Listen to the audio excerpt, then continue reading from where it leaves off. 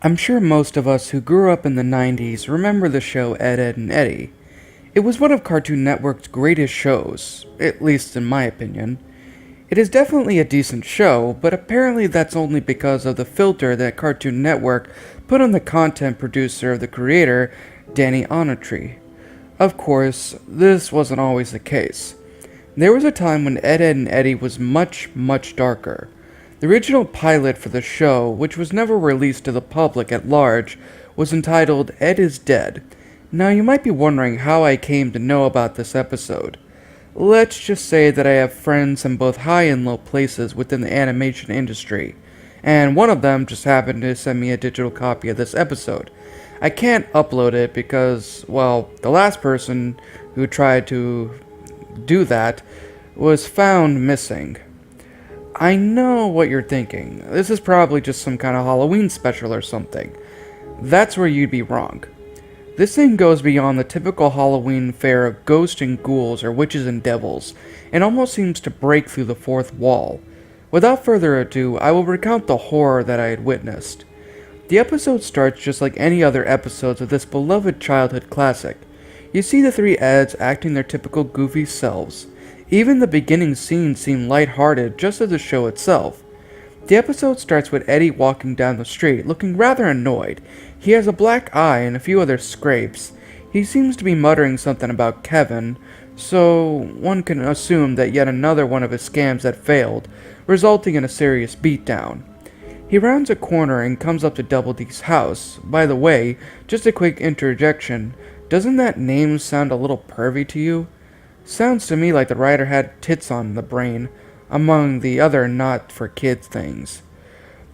The part of the episode seemed fairly normal as Eddy appears to be about to go rouse Double D's to exploit the large brain underneath the hat. But things get a little weird. Eddy turns towards the camera. He blinks twice, shakes his head, and then stares out at the viewer. He shakes his fist at the audience and then storms up to Double D's door. He knocks loudly. Double D answers, though he's not in his usual attire. This time, Double D is wearing what looks like a hazmat suit. He has a pair of tongs on his right hand, and the tongs are holding what appear to be just an ordinary sock. Eddy stares up at him. "What's with the spacesuit?" Eddy asks sarcastically. Double D shakes his head. "This is not a spacesuit. It's a hazardous materials suit, and if you'll be excusing me, there's something I really need to work on," Double D responds, starting to close the door.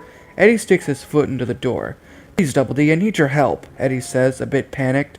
At this point, the viewer begins to feel that something has gone terribly wrong, as the music that was typical of the show begins to delve into darker themes. Even the animation style darkens a little bit. "I don't have time for one of your scams. I have more important research to do," Double D says, crushing Eddy's foot in the door. Eddy lets out a scream as his foot is flattened in a cartoonish fashion. "You don't understand," Eddy says, pounding on the door. "It's Ed." Suddenly the door creaks open again. Double D stares out at Eddy, a vague look of horror on his face. "Come on in," Double D says, his voice no longer agitated, a sort of calm yet frightened sound to it. Double D closed the door behind Eddy and immediately grabbed a large contraption made from a vacuum cleaner set to blow, a bottle of bleach water, some sort of disinfector, and a computer screen. Double D proceeded to spray Eddy with the solution, hoping to decontaminate him from any outside agent. Double D looks cautiously at the screen, and once a green thumbs up appears, he breathed a sigh of relief. "What about Ed?" Double D inquired. We were working on a scam, you see, and everything was fine until..." The show cuts to a flashback. In the flashback, we see Ed and Eddy behind what appears to be a ramshackle little counter, selling what they claim to be lemonade. It looks like lemonade, it has ice and even a lemon wedge in it, but it's certainly not lemonade. It's a hot summer day in the cul-de-sac, and the kids are really thirsty. Sarah and Jimmy are first in line, but they cough up 50 cents for the glass of lemonade. They look at Eddy suspiciously, having been swindled before, but they take the increased size of the glass to mean that perhaps the boys had changed. Naz and Kevin buy some, as does Rolf and Johnny, though Johnny buys two, one for him and one for Plank. Having swindled everybody else, he begins to sneak away with his ill-gotten gains. "Hey!" screams Kevin. Naz is on her knees, vomiting. "What was that?" Kevin said angrily, grabbing the wrench that he had been using to fix his bike. Instinctively, Eddy begins to run, Ed right behind him. Run away! Run away! Ed shouts, fleeing his furious sister with the rest of the neighborhood. How dare you trick Rolf! Shouts Rolf as he runs after the group. This sort of thing is fairly normal for the show. Just as Eddy and Ed think that they're safe, they have a rather unfortunate turn of events. Standing in their path is the Kanker sisters, who, as usual, want a kiss. Eddy offers them some money if they let him pass, but the Kankers don't take the offer. To make matters worse, the neighborhood is finally caught up to the boys. Everyone is furious. Johnny is holding Plank like a club, Kevin has his bike wrench, and Sarah just has her insane brute force. Jimmy, while furious, is hiding behind Sarah. You went too far this time, Naz says, spitting every few seconds to get the disgusting taste out of her mouth. Yeah, it's pounding time, Kevin says, slapping the wrench in his palm. To the shock of the two condemned, the Kanker sisters step forward to defend them. For once, Eddy and Ed are happy to see them. A large brawl breaks out between the two groups, with the Kankers largely overwhelming Kevin, Jimmy, and Sarah. They manage to sneak away and follow the two con artists, unknown to them. As Eddy is about to reach the candy store, he is suddenly taken down by Kevin, who begins mercilessly beating him.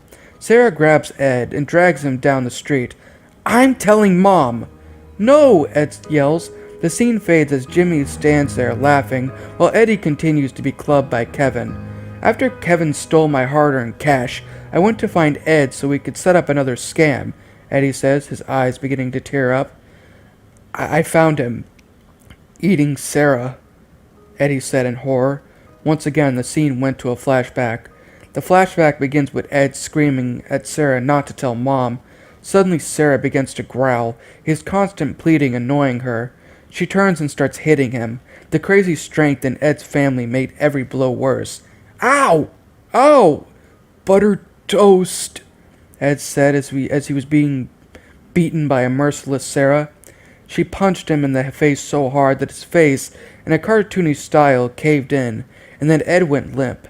It was at this point that we see Eddy come into the scene. Sarah is shaking Ed, trying to wake him up, but the huge urine spot in his pants shows that he had lost control of his bladder. She checks his pulse, and there is none. She starts to shudder and cry, having really loved her idiot brother. Suddenly his eyes snap open. Sarah lets out a sigh of relief. The animation starts to change, becoming very realistic. The line stops shaking, the artwork becomes more detailed. Buttered toast, he shouts as he tears into Sarah's arm, ripping a huge chunk of flesh out and consuming it. She screams and starts hitting him, but it has no effect. She can't wiggle free. The blood around Ed's mouth is thick as he continues to consume her body, all while chanting buttered toast between mouthfuls. Her screams soon fall silent as she bleeds to death. Eddy is shaking. Double D is pacing the room, shaking his head in disbelief. I can't believe it spread so far, Double D said, looking at the sock he held in his tongs. I took this from Ed's room last night where I was. I wanted to study bacteria, and I thought Ed's room was a perfect place to find them. But this, Double D said, moving the sock over to a table where other samples lay. What is it? Eddy asked. I wish I knew, but Ed is infected with it, Double D said. Double D began to hurry now, stuffing supplies into a suitcase. We have to leave the cul-de-sac. It's not safe here, Double D said, handing Eddy a suitcase.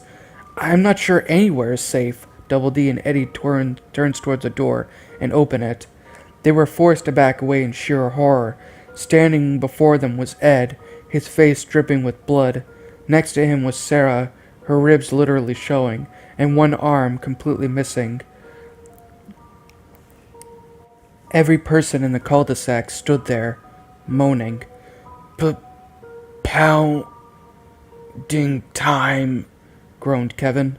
Before Double D and Eddy could turn to run, they were overcome. Biting mouths ripped the flesh from their bones. Eddy and Double D let out blood-curdling screams before falling silent. But they remained silent only for a moment, for soon both of them rose up. Cash, moaned Eddy. Shower, moaned Double D. And chickens, moaned Ed. The scene panned out. As it did, something strange happened. There was a dome around the area where the show was shot, like glass. This dome and everything that it contained floated in pitch darkness. Surrounding it were the three Canker sisters. Just as the credits were about to roll, the Cankers turned towards the audience. "What are you so freaked out about?" May said. "You're dead too." After the screen flashed with the picture of a human face deteriorized by a post-mortem decay, when I looked close at this image, I could tell that it was some random face showing in the picture. I tried to show this video to a friend of mine, but he insisted that he saw that face too. There was something else odd about it. Under the face was a birth date and a death date of some sort.